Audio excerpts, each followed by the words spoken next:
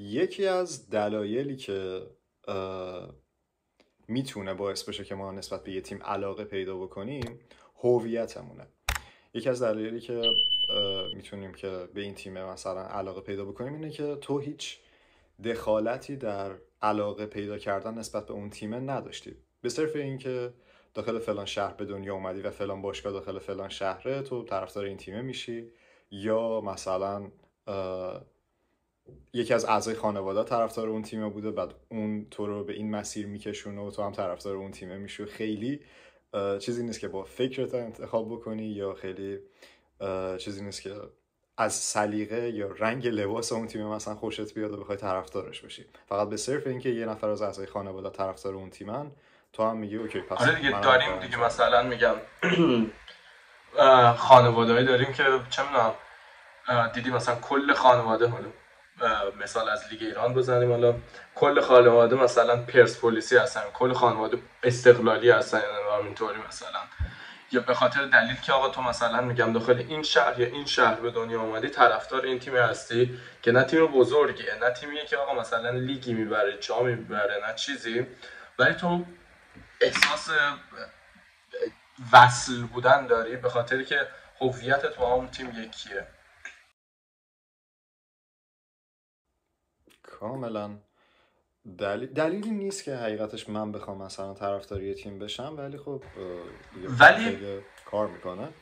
ولی به نظر من بازم دلیل خوبیه و چیز مهمیه که همچین چیزی اتفاق بیفته، چون اگر همچین چیزی نبود اصلا تیمای کوچیکی که مثلا میگم آقا دیدی تو مثلا پرمیر لیگ هم میری نگاه می‌کنی، برمینگهم هم مثلا بازی داره، استادیوم پر، اومدن مثلا دارن طرفداری میکنن، چی میکنن، با اینکه داخل 100 سال آینده هم ممکن برمینگهم حتی یک بار هم مثلا داخل تاپ 5 پرمیر لیگ هم نیاد مثلا، خب ولی همین چیزاست که باعث میشه مثلا فوتبال ورزش جذابی باشه، که مهم نیست آقا تیم من چقدر بزرگ یا کوچیک باشه، از تیم محله‌ای شهرم یا از تیم محله‌ای دهم تا چه میدونم چمپیونز لیگ و رئال مادرید و بارسلونا هم همه طرفدار دارن. به خاطر این مثلا چیز جذابیه، چون مثلا باعث میشه فوتبال جذاب‌تر بشه، به خاطر که همچین تیم‌های کوچیکی هم مثلا طرفدار سختی دارن که آقا ازشون طرفداری میکنن، و یکی از دلایلی که همچین تیم‌های کوچیک هم طرفدارای زیادی دارن که ازشون طرفداری میکنن همین دلیلی که تو هویت تو اون اتصالو داری به اون تیم. درسته، و اتصال از طرف جاهای دیگه هم میشه پیدا کرد. یعنی برای مثال اوکی، قسمت هویت اگه بذاریم کنار، یه بخش دیگه هم که میتونه باعث بشه که تو نسبت به یه تیم علاقه پیدا بکنی خاطراته. یا مثلا فلان روز فلان گل فلانی زد، من الان دیگه میتونم مثلا به این تیم احساس نزدیکی بکنم، یا فلان قهرمانی رو ما داخل فلان تایم به دست آوردیم، این تیم رو من میتونم بگم که اوکی یه اونس گرفتم با تیم، یه علاقه نسبت به دیگه مثلا که روی یک رخ داد من طرفدار یه تیم شدم به واسطه مثلا میگم چون نشستی جلو تلویزیون داری بازی 10 سالته مثلا، زیاد مثلا با من 10 ساله با که فوتبال رو میشناسی، ولی اونقدر فهمی از فوتبال نداری، اونقدر هنوز فرم نگرفته داخل ذهنت، نشستی چون جلو تلویزیون داری با خانواده‌ات بازی رو نگاه میکنی، بعد یه دفعه میبینی آقا مثلا چه میدونم زلاتان ابراهیموویچ مثلا اون گل قیچ برگردون جلوی انگلیس بود که مثلا از 60 متر دفعه بلندش گل قیچ برگردون زد، قبلش اصلا زلاتان نمیدونی اصلا ابراهیموویچ کجا بازی میکنه مثلا، باش این گل رو میبینی میگه عجب بازیکن باحالی، مثلا اون لحظه واسه تو باعث میشه که مثلا میگم طرفدار ایبرا بشی، یا مثلا سیمپاتی داشته باشی با تیم ملی سوئد، یا مثلا موقع ابراهیموویچ تو پاریس سن ژرمن بازی میکرد، سیمپاتی داشته باشی با این تیم‌ها که بگی آقا مثلا میگم من اینو دیدم، اتوماتیک داخل مغزت میگه که دفعه بعدی که مثلا سوئد داره بازی میکنه من یکم سیمپاتی دارم واسه سوئد قطعا. آره این خیلی چیز شاید دلیل باحالی باشه، یعنی کلا پدیده جالبیه که خیلی از کسایی که من میشناختم، خب مثلا ما هیچ وقت تیم ملی ایران تیم ملی موفقی نبوده داخل عرصه‌های بین‌المللی، و اکثر دوستایی که مثلا من داشتم داخل مدرسه تیم ملی دوم داشتن. یعنی اوکی ما رفتیم جام جهانی 2014 ایران گروهی حذف شده، من همچنان طرفدار برزیلم، پس اینو ادامه میدم با اینکه مثلا هیچ رگ و ریشه از برزیل نداره اینا، اونو به واسطه شاید یک بازیکن، به واسطه یک اتفاق طرفدار اون تیم میشه. دقیقاً چی دیگه خودت هم گفتی هر کی یه تیم دومی داره مثلا تیم ملی هر خصوص داخل کشورهای کوچیکی مثلا میگم تیمت چه میکنه آقا مثلا میگم من جام جهانی چه میدونم ایران حذف بشه میگم اوکی واه من وحشتناک طرفدار کریستیانو رونالدو اصلا دلم میخواد مثلا پرتغال قهرمان بشه امسال اتریش اون البته اون یکم فرق داره ولی نه مثلا واسه من اینطوری بگیم تیم ملی دوم خب قطعا تیم ملی اول و دوم واسه من اتریش و ایران هستن که مثلا بیان بالا اون به خاطر همون هویت هم چرفی که داخل بخش اتریشه آره نه واقعا جدی علاقه به هلند نداره مثلا هلند حالا واسه فرقه بالاخره من اینجا بزرگ شدم داخلش از بچگی بودم به خاطر اون هویت رو من دارم آره و به خاطر من اون هویت رو دارم خب ولی این دوتا به خاطر اون هویت هست ولی تیمی که مثلا میگم اگه این دوتا نباشن ساپورت میکنم به خاطر این خاطره مثلا واسه من تیم ملی آلمانه چون مثلا کلا تحت تاثیر قرار گرفته بودم وقتی جام جهانی 2014 رو بردن تو وقتی داخل اسکوادشون نگاه می‌کردی مثلا میگم چی بود یک نفرم نداشتن که مثلا بازیکن معروفی باشه یا چیزی باشه به خاطر اون خاطره باش میدونم هلند مثلا خاطره این که هلند میگم آلمان 7-1 برزیل رو زد داخل جام جهانی 2014 خاطره که واسه من گفته اوکی سیمپاتی دارم با آلمان که الان آقا اگر مثلا میگم اتریش و ایران داخل یه جام جهانی یا یه کاپی الان مثلا نباشن میگم من سیمپاتی دارم واسه آلمان دوست دارم مثلا آلمان بیاد جلو ولی یه چیزی هم که گفتم بهت که یه بخش دیگه هم هست اگه تمومیم با این بخش چیه تا یه ترانزیشنی بزنیم به بخش بعدی اینه که اگه هویت رو مثلا میگم هویت و این بخش احساسی رو بذاریم کنار اون جانم چی شد؟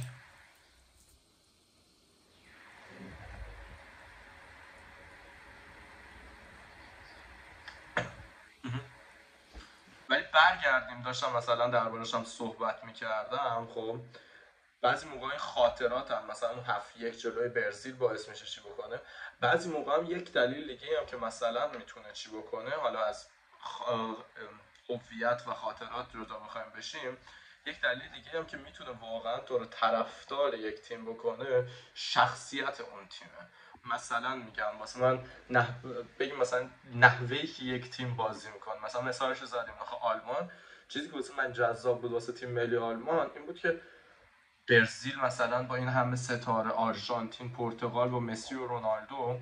وقت تو اسکواد تیم ملی آلمان رو نگاه میکردی چون بزرگترین اسمی که مثلا داخل چشت میومد یا توماس مولر بود یا تونی کروس بود خب ژوله رو داشتن اون موقع گل قهرمانیشون رو وقتی گوتسه زده ماریو گوتسه زده دیگه مشخصه تیمش چجوریه مانوئل نویر هم مثلا بازیکن بزرگ حساب میشه ولی منظورم این که بالاخره هم متوجه میشم منظورم اینه که مثلا میگم اون رونالدو مسی نداشتن که بگن تیم محوره دقیقاً اون سوپر استاری نداشتن که تیم دور اون چیده شده باشه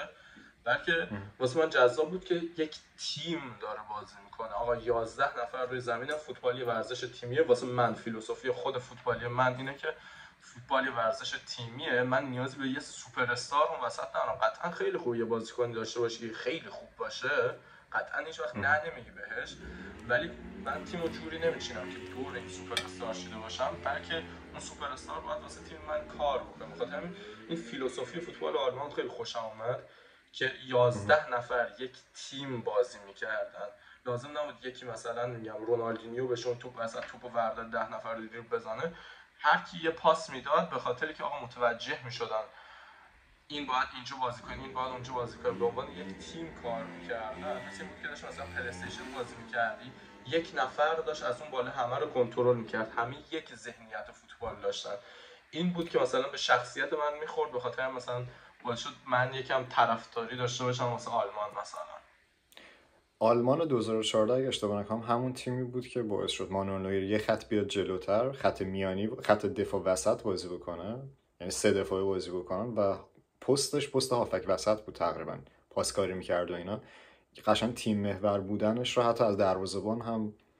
دریغ نکرده بود هنوز هم البته حالا زیاد ربطی به موضوعمون نداره، ولی هنوزم به نظر من یکی از بزرگترین انقلابایی که داخل فوتبال و دروازه‌بانی اتفاق افتاد اون کاری که مانوئل نویر کرد، کلا سبک دروازه‌بانا رو کلا بعد از اون عوض کرد دیگه. مثلا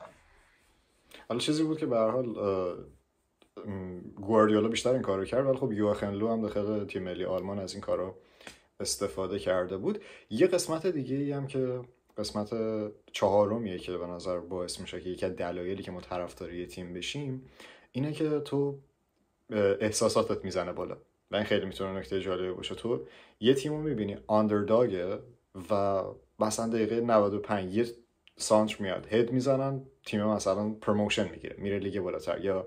یه بازی که انتظارش رو هیچ کس نداشته که ببره رو مثلا میبینی که این تیم میبره، یا مثلا میبینی ویگان میاد من سیتی رو میبره، چیزی که against all the odds.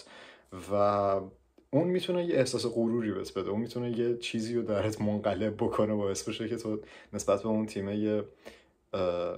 یه نگرش دیگه داشته باشی، یه احساس تعلق داشته باشی نسبت به اون تیمه و انگیزه بهت بده که طرفدار اون تیمه بشی. بازم برگرفته از اتفاقاته، ولی خب این هم میتونه عاملی باشه که یا مثلا تیم میبازه تو هیچ شناختی راجع به تیم هم نداری ولی ناراحت میشی براش، یا احساس میکنی که نباید اینا میباختن مثلا. دقیقاً این احساسات هر میتونن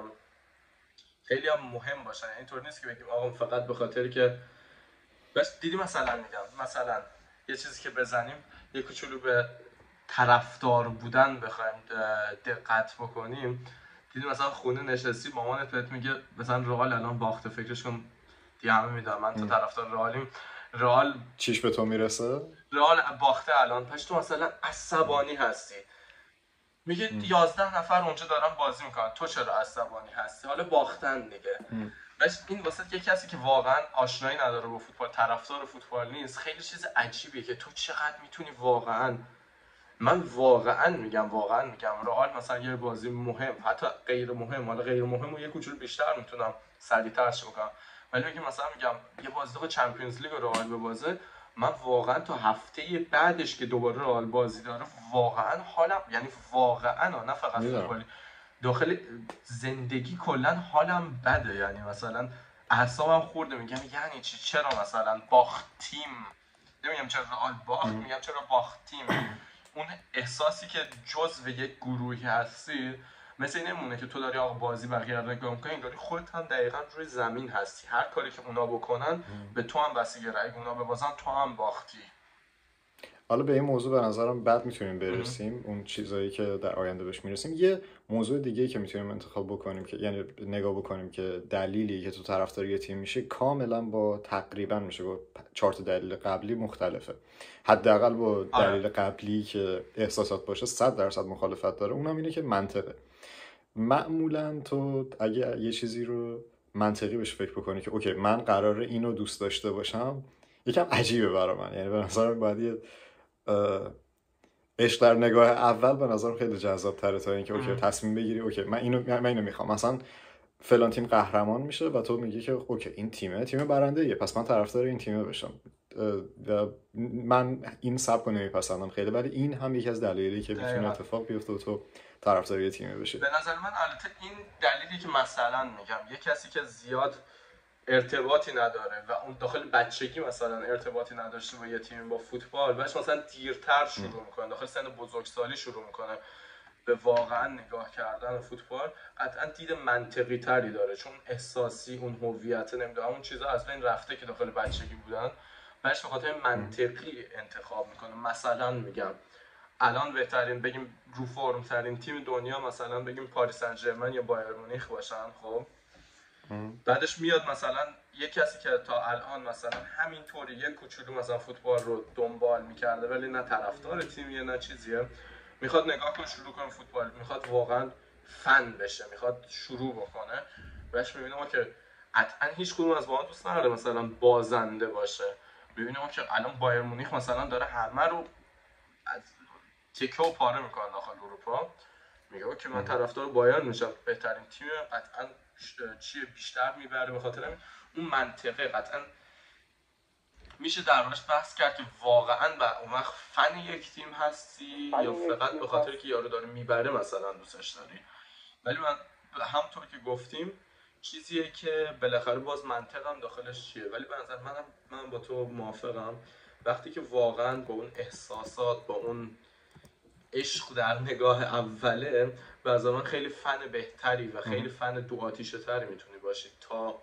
وقتی که چه میدونم بعداً با منطق انتخاب بکنی. به من اینو 20 بار برای همه تقریبا تعریف کردم. خب من خودم این شکلی بودم که 2012-13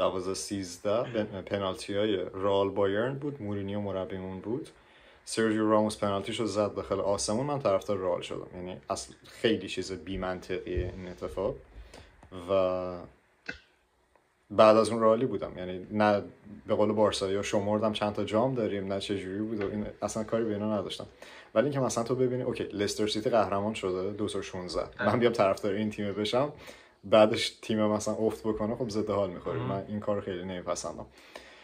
و حرف دیگه راجع به این موضوعات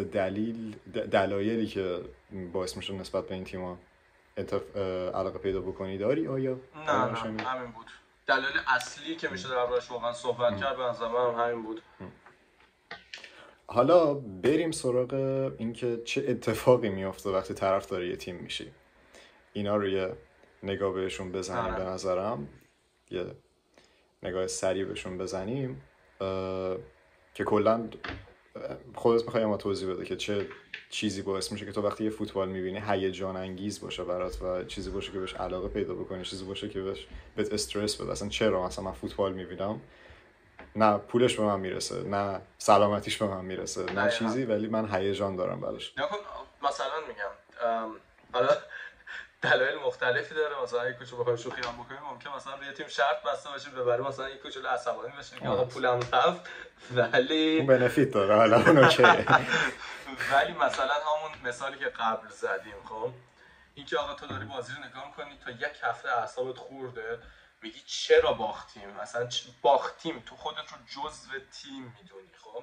این چیزی نیست که مثلا میگم یکی از خودش در بیاره یا بخواد مثلا زیاده روی بکنه بگه من طرفدار بدجور این تیم هستم، بلکه چیزی واقعا علمیه، چیزی که واقعا داخل ذهنمون اتفاق میفته. چون وقتی تو به همین دلایلی که گفتیم تو طرفدار یک تیم هستی، از بچگی یک تیم رو دنبال میکنی، وقتی که داری بازی رو میبینی تو نمیبینی که آقا 11 نفری که اصلا تو رو نمیشناسن داخل زمین دارن بازی میکنن، هیچ چیز به تو نمیرسه، بلکه تو داری میبینی یک تیمی که تو جزوش بودی از بچگی داره بازی میکنه. مغزت این فرق رو متوجه نمیشه که اوکی من الان تماشاگرم، هیچ ربطی به من نداره، هیچ سودیش به من نمیرسه، بنابراین من استرس نداشته باشم. بلکه مغزت فکر میکنه تو واقعا داخل همون زمینی داری بازی میکنی. مثلا میگم فکرش کن بازی مثلا حساس باشه، خب بعدش تیم مورد علاقتون یا تیم ملی مثلا داره بازی میکنه، و شما خودتونم کم میکنم هر کی که فوتبال واقعا با پشن نگاه کرده باشه و احساسات نگاه کرده باشه و فوتبال دوست داشته باشه، همچین اتفاقی واسش افتاده که مثلا میگم دقیقه آخر بازی حساسیه، نمیدونم این چیزا، به ضربان قلبتون میره بالا، نمیدونم استرس میگیرین، فشار خونتون میره بالا. اینا خب دقیقاً به خاطر همون چیزایی که مغز این چیزا رو متوجه نمیشه و هورمونایی میفرسته که مثلا میگم آقا الان تیم مورد علاقه من گل زد، یه دفعه هورمون دوپامین میزنه که بالا، که مثلا میگم واسه خوشحالیه دقیقاً، یا مثلا گل میخوری کورتیزول میزنه بالا که استرس میگیری. این تغییر احساسات چیزی که داخل تمام چیزهای دیگه هم میتونه اتفاق بیفته که واسه خودت واقعا اتفاق میفته، میتونه موقع فوتبال نگاه کردن هم برات اتفاق بیفته که باعث میشه که تو اون احساس دیوونگی، اون احساس این داشته باشی که تو واقعا داری بازی میکنی. و هرچی شناخت بیشتری نسبت به تیمت داشته باشی، شناخت بیشتری نسبت به بازیکن‌ها داشته باشی، نزدیکی بیشتری نسبت بهشون احساس میکنی و این باعث میشه که احساس داخل تو خیلی بیشتر بشه. تو وقتی یه بازیکن داخل موقعیت مصدومیت هم اگه ببینی، اونم میتونه باعث بشه که تو یکم حال دگرگون بشه. یعنی خیلی وقتا میتونی این احساس همزاد پنداری رو باهاشون داشته باشی که اوکی فلانی تکل خورد الان پاش درد میکنه، تو نگران اون میشی که اگه این الان بلند نشه تیممون چه اتفاقی میفته براش. و همونطور هم که داخل ناراحتی بیشتر میتونی تیمو درک بکنی، وقتی شناخت بیشتر داشته باشی خوشحالی هم همون شکلیه. یعنی فشاری که بهت میاد وقتی تیم میبازه بی نهایت میتونه باشه، فشاری که یعنی احساس خوشحالی که داری وقتی تیم میبره هم میتونه تجربه باشه که داخل هیچ چیز دیگه شاید اینو نتونی تجربه بکنیم. و به طور کلی جالب است. به دربارش هم صحبت کردیم قبل. مثلا ما گفتیم یکی از دلایلی که تو میتونی طرفدار بشی اینه که هویتت، تو با این تیم یه هویتی داری، طرفدارش میشی. ولی اون قدم اول بودم، اون قدم‌های اول بودم. بعد میگم اونایی که گفتیم قدم اولی بود که تو علاقه پیدا بکنیم. بعدش آره میخوام که شناخت پیدا بکنی و علاقه بکنی. میخوام همینو بگم دقیقاً. بعدش که تو مثلا میگم واقعا طرفدار یک تیم شدی، اون تیم جزء هویت تو میشه. دقیقاً برعکس میشه کار. یعنی اون دیگه جزء هویتت میشه چون تو طرفدارش هستی. یعنی که آقا مثلا اونا ببرن مثل موفقیت واسه تو میمونه، اونا ببازن حس شکست واسه تو مثلا. باش هممونم داشتیم میگم دیگه هر کی مثلا فوتبال نگاه میکنه همچین چیز داره. مثلا یه رفیقی داری چه میدونم طرفدار یه تیم دیگه است، وقتی که تیم تو به بازه با اینکه هیچ ربطی به تو نداره، تو اصلا هیچ دخالتی نمیتونی داخل برد و باختشون داشته باشی. آقا مثلا میگم رئال میبازه، من اصلا چه میدونم من بهترین آدم دنیا هم باشم هیچ تأثیری نمیتونه بازی اونا بذاره، ولی یارو رفیق بارسا مثلا زنگ میزنه مثلا تو رو مسخره میکنی چرا اونا باختن، مثلا تو رو سر به سر میذاره، یه جوری به تو احساس بد میده انگاری مثلا تو باعث شدی که اونا ببازن. این همون جزء هویتمون میشه. سر بازی 5-2 اتلتیکو دقیقه 94 مهدی جوکار داشت به من پیام میداد. هنوز گل پنجمو نخورده بودیم ولی شروع کرده بودن در مورد این که طرفدار یه تیم بشی هم و بازیشون رو ببینی. همونطور که گفتیم مغز نمیتونه تشخیص بده که این کار رو تو داری خودت انجام میدی یا داری میبینیش. به همون خاطرم به همون اندازه انرژی از بدنت میکشه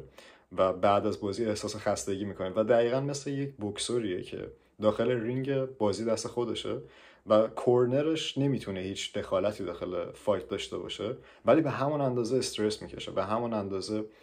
بدنش خسته میشه بعد از اینکه بازی رو داره میبینه و خودش رو جزوی از اون تیم میبینه. نمیدونم تو تا حالا مثلا مربیگری کردی داخل ورزشی، ولی دقیقاً هم دوباره پی اس منیجر دقیقاً اینقدر استرس داره یعنی ولی دقیقاً هم دوباره همون قصه. تو وقتی مربی هستی باش تازه از موقع استرس یکم بیشتره حتی به نظر من از بیرون. خب نمیتونی کاری کنی. تو نمیتونی کاری بکنی. تو همه کاری که میتونستی رو داری میکنی، ساپورت تو داری میکنی، نمیدونم حالا به عنوان مربی مثلا کمک تو کردی، ولی دیگه بقیه دست اوناست. به خاطر استرس اون بیرون خیلی بیشتره حتی بعضی موقع. به خاطر از همین الان به مادر عزیزم میگم دفعه بعدی که به تیم مورد علاقه من باخت لطفاً یه کوچولو رعایت کن. حتما این موضوع رو به خاله گوشزد میکنیم. حرف دیگری صحبتی؟ نه همینه دیگه به نظرم. بله تا اطلاع ثانوی طرفدار بمانید و مراقب خودتون باشید. واقعا بهتون پیشنهاد میدم کسایی که مثلا میگه حتی ورزش زیاد نگاه نمیکنن، واقعا حس جذابی به نظر من. هر کی که واقعا طرفدار، حالا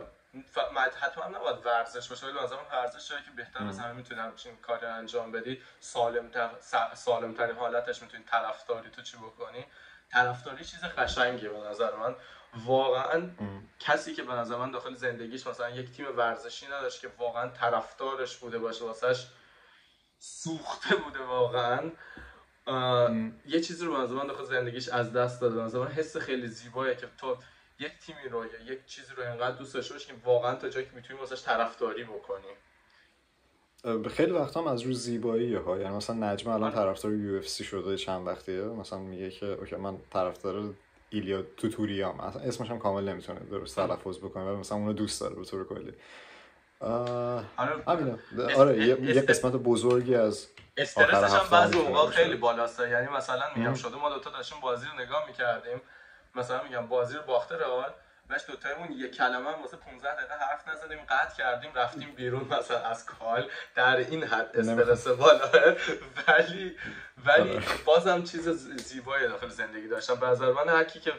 واقعا نگاه کنید با فوتبال حالی هر ورزش دیگه که دوست دارین، این طرفداری چیز قشنگه داخل زندگی داشتن به نظر من. سر بازی 5-2 اتلتیکو من دقیقه 40 بود خدافزی کردم، رفتم دقیقه 45-50 بود تقریبا بود خدافزی کردم، گفتم میخوام بگیرم بخوابم، زدم خودم بازی رو دیدم و تا دلم خواست به وینی فوش دادم و دقیقه 90 دوباره اومدیم داخل کال. دیگر اینطوریست. آقا بریم، مراقب خودتون باشید و آدیاس. لایک بکنین، کامنت بکنین، سابسکرایب بکنین و اگه درخواستی داشتین در کامنت ها بنویسین تا هر چی که دوست داشته باشین ویدیوهاشو واسهتون تولید بکنیم. فوش، نظر، پیشنهاد، انتقاد.